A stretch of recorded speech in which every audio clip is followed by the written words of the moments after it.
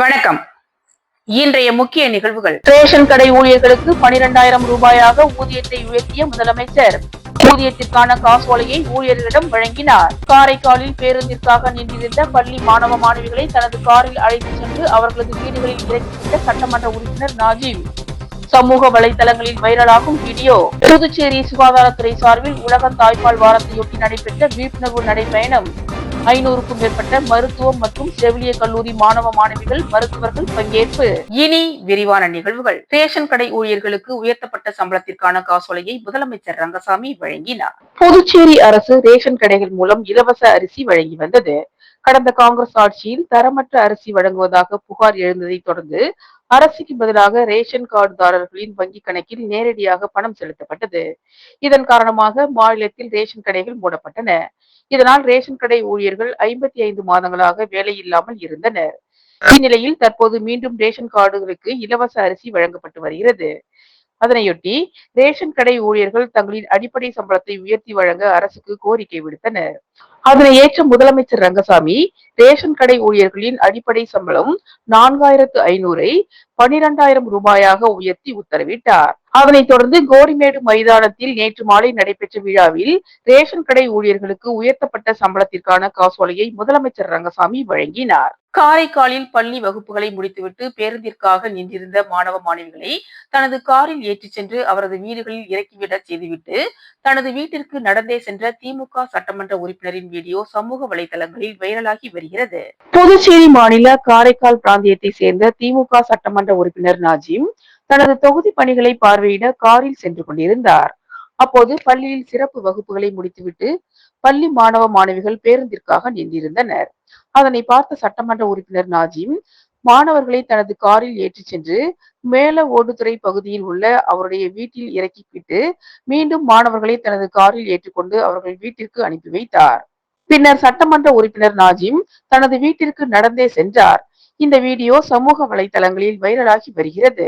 புதுச்சேரி முதலமைச்சர் ரங்கசாமி பிறந்தநாளையொட்டி நடைபெற்ற கால்பந்து போட்டியில் வெற்றி பெற்ற அணிகளுக்கு முதலமைச்சர் ரங்கசாமி வெற்றி கோப்பை மற்றும் சான்றிதழ்களை வழங்கினார். புதுச்சேரி முதலமைச்சர் ரங்கசாமியின் பிறந்தநாளை முன்னிட்டு 17 வயதிற்கு உட்பட்ட பள்ளி மாணவர்களுக்கு இடையேயான கால்பந்து போட்டி கடந்த 25ஆம் தேதி முதல் கோரிமேடு போலீஸ் மைதானத்தில் நடைபெற்றது.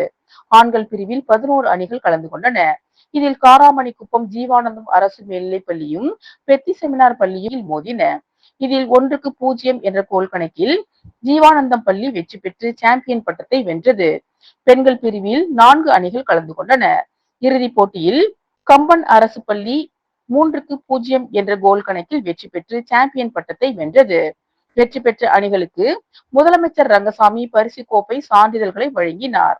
நிகழ்ச்சியில் சபாநாயகர் செல்வம், ஏகேடி ஆறுமுகம் மற்றும் ஏராளமானோர் கலந்து கொண்டு சிறப்பித்தனர். உருளையன்பேட்டை தொகுதிக்கு உட்பட்ட கோவிந்தசாலை பகுதியில் அமைந்துள்ள ஸ்ரீதேவி அஷ்டலட்சுமி முடக்குமாரியம்மன் திருக்கோவிலில் 10ஆம் நாள் திருவிழாவில் சட்டமன்ற உறுப்பினர் நேரு உள்ளிட்ட திரளான பக்தர்கள் கலந்து கொண்டு சுவாமி தரிசனம் செய்தனர். புதுச்சேரி உருளையன்பேட்டை தொகுதிக்கு உட்பட்ட கோவிந்தசாலை பகுதியில் அமைந்துள்ள ஸ்ரீதேவி அஷ்டலட்சுமி முடக்குமாரியம்மன் திருக்கோவிலில் ஆடி மாத பிரம்மோற்சவ விழா 27ஆம் ஆண்டாக வெகு சிறப்பாக நடைபெற்று வருகிறது. 10ஆம் நாள் திருவிழாவில் ஸ்ரீதேவி அஷ்டலட்சுமி முடக்குமாரியம்மன் மஞ்சள் நீர் உற்சவத்தில் அம்மன் வீதி உலா வெகு சிறப்பாக நடைபெற்றது. விழாவில் உருளையன்பேட்டை தொகுதி சட்டமன்ற உறுப்பினரும் புதுச்சேரி மனிதநேய மக்கள் சேவை இயக்க நிறுவன தலைவருமான நேரு என்கிற குப்புசாமி, வசந்தி நேரு, மனிதநேய மக்கள் சேவை இயக்க பொதுச் செயலாளர் விநாயகம், முத்துரத்தின அரங்கம் மேல்நிலைப்பள்ளி தாளாளர் கராத்தை சுந்தரராஜன், மனிதநேய மக்கள் சேவை இயக்க இளைஞர் அணி தலைவர் ரகு என்கிற ரகோத்தமன் ஆகியோர் சிறப்பு விருந்தினர்களாக கலந்து கொண்டு சுவாமி தரிசனம் செய்தனர். மேலும் விழாவில் திருக்கோவில் நிர்வாகிகளும் அந்த பகுதி ஊர் முக்கிய பெரியோர்களும் உருளையன்பேட்டை தொகுதியை சேர்ந்த மனிதநேய மக்கள் சேவை இயக்க பிரமுகர்களும் நிர்வாகிகளும் மகளிரும் இளைஞர்களும் கலந்து கொண்டனர். மேலும் மஞ்சள் நீர் உற்சவத்தில் ஸ்ரீதேவி அஷ்டலட்சுமி முடக்குமாரியம்மன் வீதி உலா விழாவின் உபயதாரர் தினேஷ் பிரீத்தி குடும்பத்தினர் வெகு சிறப்பாக செய்திருந்தனர். புதுச்சேரி குருசுக்குப்பத்தில் மாநில அளவிலான பெத்தாங் போட்டியில் வெற்றி பெற்ற அணிகளுக்கு பரிசு மற்றும் கோப்பைகளை பாஜக தலைவர் VP ராமலிங்கம் வழங்கினார். புதுச்சேரி குருசுக்குப்பத்தில் மாநில அளவிலான பெத்தாங் போட்டிகள் கடந்த 2ஆம் தேதி தொடங்கின. இதில் 44 கிளப்களை சேர்ந்த 366 அணிகள் கலந்து கொண்டன. இதனுடைய இறுதிப் போட்டி குருசுக்குப்பத்தில் உள்ள பெத்தாங் மைதானத்தில் நடைபெற்றது. இறுதிப் போட்டியில் குருசுக்குப்பத்தை சேர்ந்த KRW மற்றும் வானர்பேட்டையை சேர்ந்த பிளே பாய்ஸ் ஆகிய இரு அணிகள் மோதின.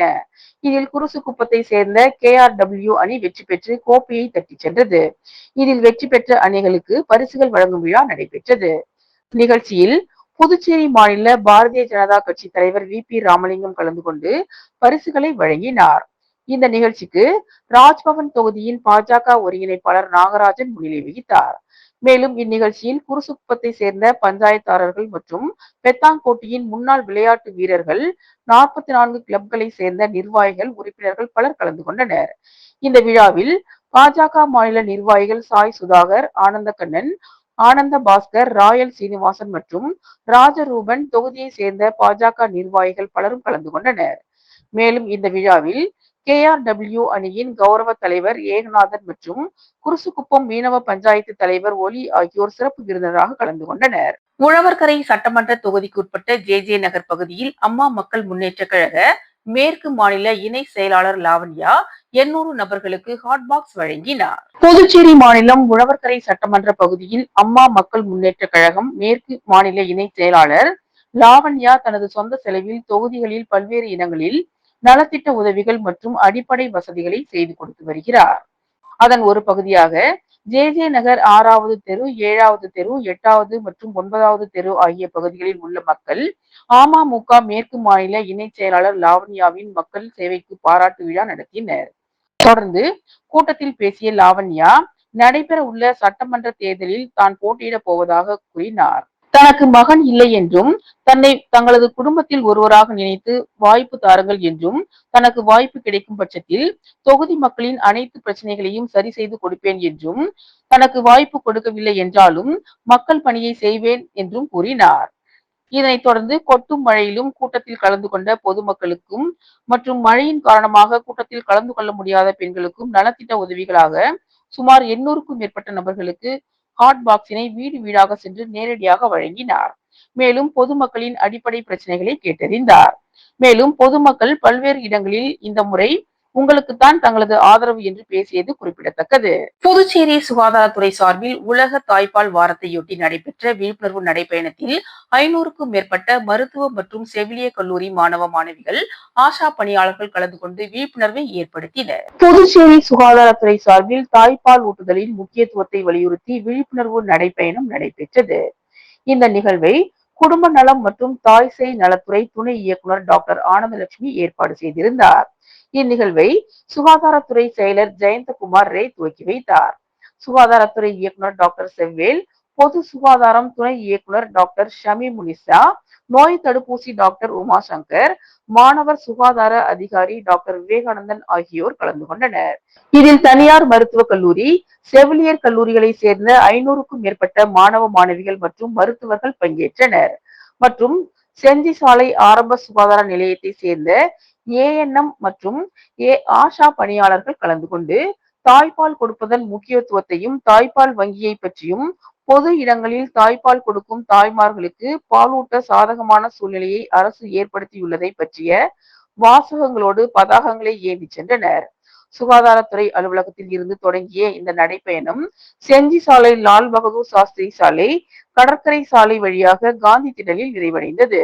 இந்த 2025 உலக தாய்ப்பால் வாரத்தின் கருப்பொருள், தாய்ப்பால் கொடுப்பதில் முதலீடு செய்வது குழந்தையின் ஆரோக்கியம் மற்றும் அறிவாற்றல் மேம்படுத்துவதோடு எதிர்காலத்திற்கான ஒரு சிறந்த முதலீடு ஆகும் என்பதை பற்றி விரிவாக எடுத்துரைத்தனர். பிறந்த 1 மணி நேரத்திற்குள் தாய்ப்பால் கொடுக்க வேண்டும். 6 மாதம் வரை தாய்ப்பால் மட்டுமே கொடுக்க வேண்டும். 6 மாதம் முதல் 2 வயது வரை இணை உணவுடன் தாய்ப்பாலும் சேர்த்து கொடுக்கப்பட வேண்டும் என்று வலியுறுத்தினர். கலந்து கொண்ட அனைவருக்கும் டாக்டர் ஆனந்தலட்சுமி நன்றி கூறினார். புதுவை அரசு கல்வித்துறை சார்பில் நடைபெற்று வரும் 4வது வட்டார விளையாட்டு போட்டிகளின் ஒரு பகுதியாக கபடி போட்டி வெகு சிறப்பாக நடைபெற்றது. புதுவை அரசு கல்வித்துறை சார்பில் 4வது வட்டார விளையாட்டுகள் தொண்டமாநத்தம் அன்சாரி துரைசாமி அரசு மேல்நிலைப்பள்ளியில் நடைபெற்று வருகின்றன. அதன் ஒரு பகுதியாக மாணவ மாணவிகளுக்கான கபடி போட்டி ஆக்ஸ்போர்ட் பள்ளியில் நடைபெற்றது. விளையாட்டு போட்டியின் தலைவரும் துணை முதல்வர் பொறுப்பு வகிக்கும் மனோன்மணி தலைமை தாங்கினார்.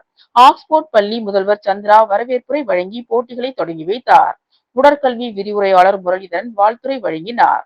சிறப்பு விருந்தினராக பாவேந்தர் பாரதிதாசனார் பள்ளியின் துணை முதல்வர் ராமமூர்த்தி கலந்து கொண்டு சிறப்புரை வழங்கினார். போட்டியின் விளையாட்டு குழு செயலர் உடற்கல்வி ஆசிரியர் ரகு அனைவரையும் வரவேற்றார்.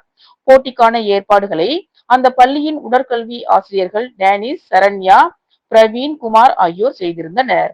உடற்கல்வி விரிவுரையாளர் பிரகாஷ் நிகழ்ச்சிகளை தொகுத்து வழங்கினார். உடற்கல்வி ஆசிரியர் சுதந்திரம் நன்றி கூறினார். சீனியர் ஆண்கள் பிரிவில் கலைஞர் கருணாநிதி அரசு மேல்நிலைப்பள்ளி முதல் இடத்தையும், ப்ளூ ஸ்டார் ஆங்கில உயர்நிலைப்பள்ளி 2வது இடத்தினையும் பெற்றன. ஜூனியர் பெண்கள் பிரிவில் கலைஞர் கருணாநிதி மேல்நிலைப்பள்ளி முதல் இடத்தையும், அரசு மேல்நிலைப்பள்ளி கூடப்பாக்கம் 2வது இடத்தையும் பெற்றனர். நடுவர்களாக உடற்கல்வி ஆசிரியர்கள் ரகுராமன், அருள் பிரசாத், கிருஷ்ணமூர்த்தி, உடற்கல்வி விரிவுரையாளர் லட்சுமி, ஜெயந்தி, மகேஸ்வரி, ரஞ்சிதா, சாந்தி, நந்தினி, பரமேஸ்வரி, ஷாலினி, வினோதினி, வேலவன், கருணை பிரகாசம், இளங்கோ, மணிபாலன் ஆகியோர் பணியாற்றினர். புதுச்சேரி நெல்லித்தோப்பு புனித விண்ணேற்பு அன்னை ஆலயத்தின் 174ஆம் ஆண்டு பெருவிழா கொடியேற்றத்துடன் தொடங்கியது. இதில் திரளான கிறிஸ்தவர்கள் கலந்து கொண்டனர். புதுச்சேரி நெல்லித்தோப்பு பகுதியில் பழமை வாய்ந்த புனித விண்ணேற்பு அன்னை ஆலயம் உள்ளது. ஆண்டுதோறும் இந்த ஆலயத்தில் ஆண்டு பெருவிழா வெகு விமர்சையாக கொண்டாடப்படுவது வழக்கம். அந்த வகையில் இந்த ஆண்டு 174ஆம் ஆண்டு பெருவிழா இன்று காலை கொடியேற்றத்துடன் தொடங்கியது. முன்னதாக ஆலயத்தில் பங்கு தந்தை குழந்தைசாமி தலைமையில் சிறப்பு திருப்பலி நடைபெற்றது. அதனைத் தொடர்ந்து ஆண்டு பெருவிழா கொடிக்கு சிறப்பு பூஜை செய்யப்பட்டு ஊர்வலமாக கொண்டு வரப்பட்டு ஆலய கொடிமரத்தில் ஏற்றப்பட்டு ஆண்டு பெருவிழா வெகு விமர்சையாக தொடங்கியது. இதில் அந்த பகுதி மட்டுமல்லாமல் பல்வேறு பகுதிகளில் இருந்து திரளான கிறிஸ்தவர்கள் கலந்து கொண்டு கிறிஸ்தவ பாடல்களை பாடியவாறு ஜபித்துக் கொண்டும் பிரார்த்தனையில் ஈடுபட்டனர். தொடர்ந்து விழா நாட்களில் நாள்தோறும் சிறிய தேர்பவனி நடத்தப்பட உள்ளது. அதே போல காலை மாலை இருவேளையும் சிறப்பு திருப்பலியும் நடைபெறும்.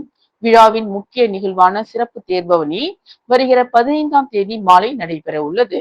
இந்த ஆண்டு பெருவிழாவிற்கான அனைத்து ஏற்பாடுகளையும் ஆலய இறை மக்கள் சிறப்பாக செய்துள்ளனர். புதுச்சேரி குயவர்பாளையம் அருள்மிகு ஸ்ரீ புட்லாய் அம்மன் ஆலய ஆடி மாத 7ஆம் ஆண்டு பிரம்மோற்சவ விழா கணபதி ஹோமத்துடன் தொடங்கியது. புதுச்சேரி குயவர்பாளையம் செல்லப்பெருமாள் கோவில் வீதியில் அமைந்துள்ள அருள்மிகு ஸ்ரீ புட்லாயம்மன் ஆலய ஆடி மாத 7ஆம் ஆண்டு பிரம்மோற்சவ விழா இன்று மகா கணபதி ஹோமத்துடன் தொடங்கியது. தொடர்ந்து அம்மன் மற்றும் பால விநாயகருக்கு மகா தீபாராதனை காண்பிக்கப்பட்டது. இதில் திரளான பக்தர்கள் கலந்து கொண்டனர். தொடர்ந்து இந்த பூஜையில் கலந்து கொண்ட அனைவருக்கும் பிரசாதம் வழங்கப்பட்டது. விழாவின் முக்கிய நிகழ்ச்சியான திருத்தேர் வீதி உலா வரும் 15ஆம் தேதி வெள்ளிக்கிழமை நடைபெற உள்ளது. இதற்கான ஏற்பாடுகளை ஆலய நிர்வாகிகள், ஆலய அர்ச்சகர்கள், இளைஞர்கள், ஊர் பொதுமக்கள் சிறப்பாக செய்து வருகின்றனர். இத்துடன் இன்றைய நிகழ்வுகள் நிறைவடைந்தன. வணக்கம்.